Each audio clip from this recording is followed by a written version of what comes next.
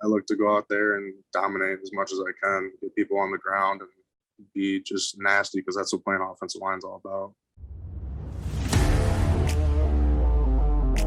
The world ain't all sunshine and rainbows. As there's a drive in a deep left field by Castellanos, it will be a home run. But it ain't about how hard you hit. Hit out the park, no question, with all due respect. It's about how hard you can get hit. And you might need, at some point in your life, a little massage on your ass. They keep moving forward. How much you can take, they keep moving forward. Hello, everybody. I'm joined by our first ever interview. It helps to have known this person for the longest time, since like maybe the third or fourth grade basketball. Grew up with him. Great football player, offensive lineman, and last week captain for the Michigan State team. What was captain like? You get to call the coin toss at all, or you just get to go out there and stand? No, I just went out there instead. Got to shake hands with the guys, but I wasn't calling the toss or anything like that. But it was still cool to be a captain. If you get the opportunity to call it, are you calling heads or tails? Tails never fails. Okay, that's good to know. So, long bye week. How you feeling? Feeling good. It was good to get some rest time heading into this game this weekend, and just kind of get a little reset halfway through the season. Yeah, no, you guys had a bye week at a perfect time. Sometimes they come a little late in the season. Sometimes they're a little early. You guys got it at the perfect 1-2, and right before Michigan, it ended up working out really well. No, yeah, this is honestly the best timing of a bye week we've had, because in years past, it's always been like after week 2 or 3, and it's just, you got the whole rest of the season to go after that. And this is dead center of the season and into a big rivalry game. So it was perfect timing, like you said. Yeah. So what did you guys really, over the bye week, what does that workload look like? Does it look a little bit, you're not working out as much, or you're really focusing on conditioning, staying in shape? What did the bye week look like? The biggest thing was probably taking some hits off, just to kind of let our bodies kind of recoup, because you're banging all season long and your body kind of tends to break down a little bit. So kind of taking some hits off, but as well as kind of getting back to focus on like some of like the smaller details on things, and getting back to doing stuff the right way if we were kind of veering the path. Yeah. I know over the last few years, I know that even the O-line depth has been shorter. Like this year, you guys play a solid 9 guys, and it seems like everybody gets an equal amount of playing time in those different positions. Has the depth really helped you guys stay healthy this year? Because you guys have dealt with injury after injury over the last couple of years, especially living with you guys and hearing about the O-line injuries. Has the depth been the biggest part to that? Yeah, it's most definitely helped, because like you said, we've been riddled with injuries since I've been here, it seems like. And having 9 guys that are starting caliber, that there's no real drop off in play from one set of guys to the next, being able to rotate like that and keeping guys fresh just within a game, gives us an advantage that like most teams don't really have. Most teams play 5-6 guys at most, and we can play 9 that are all about the same level of play. So that helps us out a lot. And especially taking half the game reps that you usually get definitely helps with longevity throughout a season. So we're definitely feeling a lot better than we usually do. Yeah. And I know, being a captain and everything, you haven't started very many games this year, but I always seem to notice you at the end of the games. Is that more important than starting for you? I mean, yeah, it's always great being out there at the end of the game in the fourth quarter. You want to be the one to close out those wins. It's also great being a starter too, but kind of the way we see it is we're all rotating starters out there. So it doesn't really matter who's on the field. That's like our starting line out there still, regardless of if it's the first rotation of guys or the second rotation. Yeah, it is nice being out there at the end of the game, like I said. But it really that's just kind of how the rotation works out. Usually goes by quarters, and just that's how it usually ends up, is I'm out there for the end of it. So a thing that I've been really curious about, you're a big boy, but you get out there moving on those screen passes. How'd you become the king of the leading screen pass block? Because you had a great block against Northwestern, I remember. You had a good one against Miami too that led to a screen pass touchdown, I think. Tell me about the screen pass game. How'd you become the leading blocker on all the screen passes? Because you're out there trucking dudes. I mean, I don't know if they wait to call it when we're out there on the field or what. That just kind of seems to be the way that it happens. And I actually kind of got coached up pretty hard during fall camp. I messed up a screenplay, so I've been being the lead blocker. So now that I got that out of my system, I know I'm never gonna mess that up again. So going out there and being the lead guy during games, it's just always reminds me of that because just gotta do it right, you know. Yeah, no, it's been super impressive. Like that one against Northwestern where you basically went out wide and hit the guy and set up the whole thing was just an awesome play, especially a good way to start the year. You guys played Michigan on Saturday. Obviously, like you said, big game, rivalry game. Aiden Hutchinson, probably their best defensive player. A lot of top 10 buzz about Aiden Hutchinson. Without going into too much detail, I won't ask you what the plan is, but what do you have to plan for when you play against a player of that caliber? I know you've gone against really good players from Ohio State over the year on the D line. You've played Michigan players who are great defensive line players. What is your preparation when you have to play a dominant defensive lineman like that? I mean, you just really got to pay attention to the small details, like fundamentals and technique. That's really what it comes down to. Because if you start getting sloppy with that, in other games against like people that aren't of that caliber, it's gonna be, you know, you can kind of make up for those mistakes. But in a game like this, there's no room for any error. So I have one critique so far. I've been to Northwest. I went to the Nebraska game. I like the idea of the swag surfing thing, but it needs to be figured out. I feel like you haven't had a whole lot of opportunities for home games, and we're figuring it out as it go. What do you think of the new entrance with swag surfing, all this different new stuff, the deep end? I think it's an awesome corporation. I really like it. It just feels like this is the first year it's all getting worked out and figuring out exactly how to do it. Well, yeah, they're trying to. I feel with all that stuff, or as far as like inner team goes, we're all meat and potatoes in terms of like uniforms and stuff. We're not doing a bunch of all extra like flair and any of that kind of stuff. But I really do love the addition of the deep end. That was fantastic to see that. I thought that gave our student section a lot more energy and life to it than in like years past. Because Coach Tucker this whole year has been all about taking our opponent and dragging them into the deep end where we live, and having that student section kind of take that on their back as well is going to be definitely a huge piece of having that home crowd atmosphere. Mm-hmm. You guys have had some tough games this year. You've gone down to Miami against a ranked team and won. You really showed out against Northwestern the first week, and the last few weeks against Indiana, Rutgers, still a couple of mistakes. What was going into the bye week, figuring out those mistakes?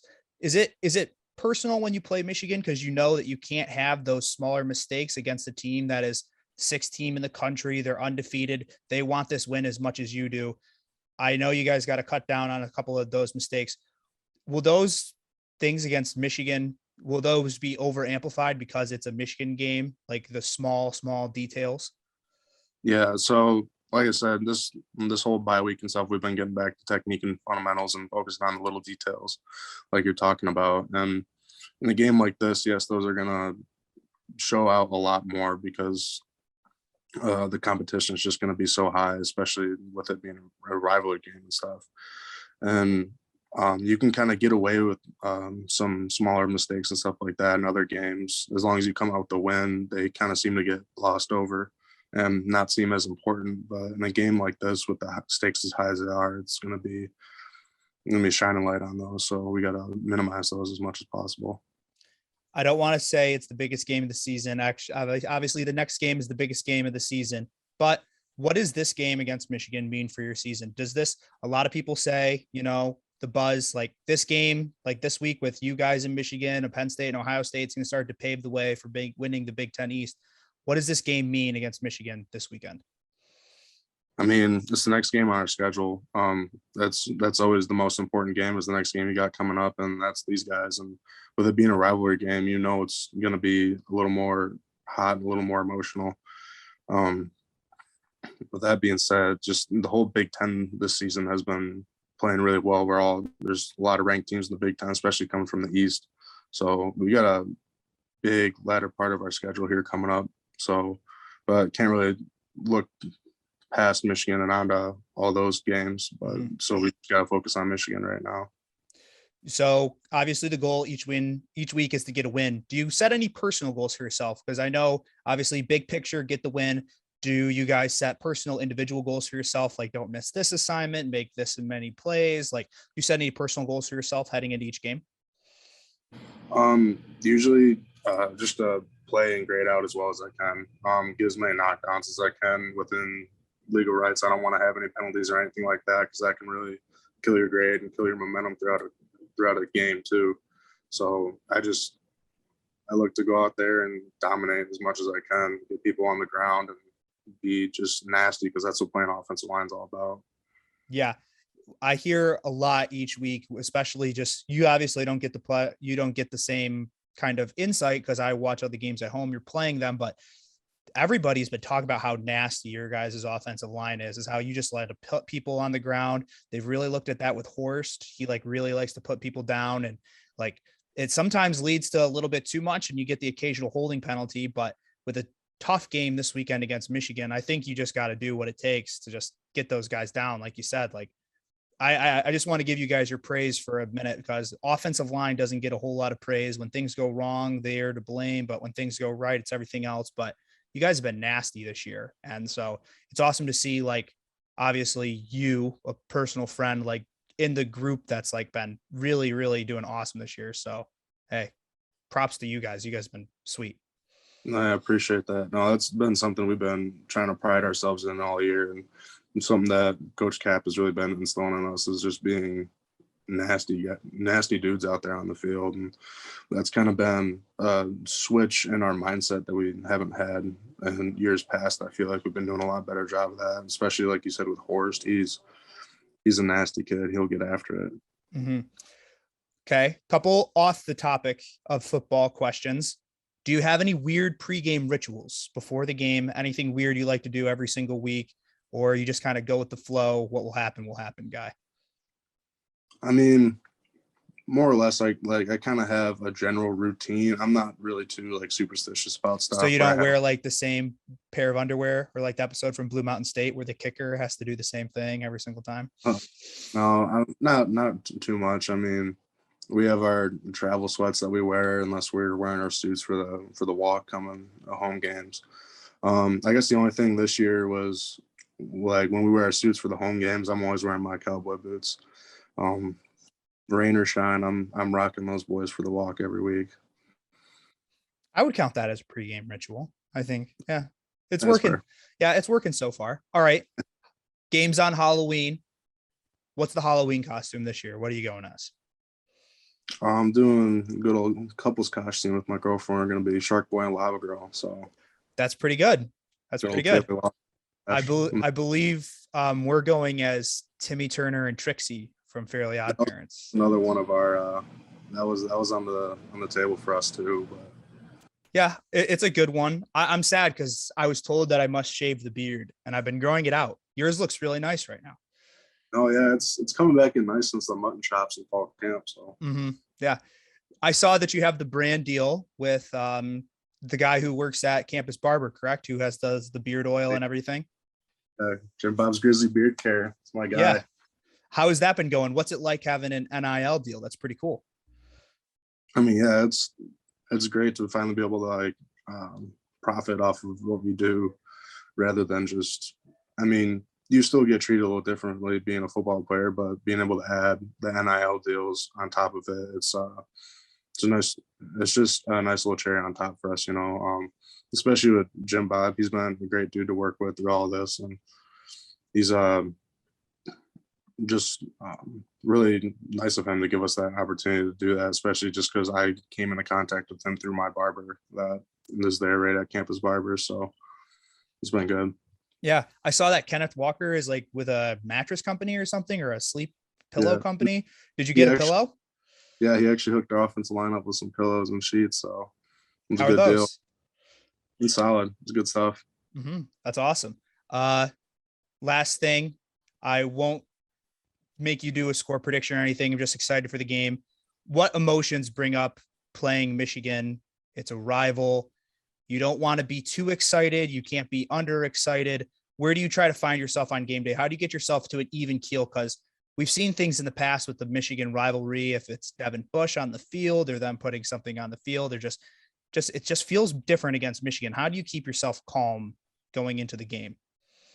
Oh yeah, it's definitely a big rival game. There's always different emotions going into it, especially with stuff that's happened with years past, and actually just being a Spartan fan my whole life growing up, because I know how you feel too, being born Spartans. But no, with football, it's definitely a very emotionally driven game, but sometimes your emotions can get the best of you. So while it is a rivalry game, at the same time, you can't get too ramped up or too hyped up and just going into it out of control, or because if you do that, you're going to start messing up and it's going to make you play worse and all that kind of bad stuff you don't want to happen. So you got to channel that energy no matter what it is and use it in a positive manner rather than letting it affect you negatively. Well, Blake, I thank you for your time. Really appreciate it. I'll be watching from the bar. Hopefully, if we can get in, it's going to be the craziest weekend at MSU that I think I've seen in a long time. All three of the big game day shows, Fox, ESPN, and then even the Barstool one, if you want to throw that in there, all three going to be in East Lansing. One last thing, were you a little ticked off when you saw it was a noon kickoff? You didn't want a 3:30, or do you prefer a noon?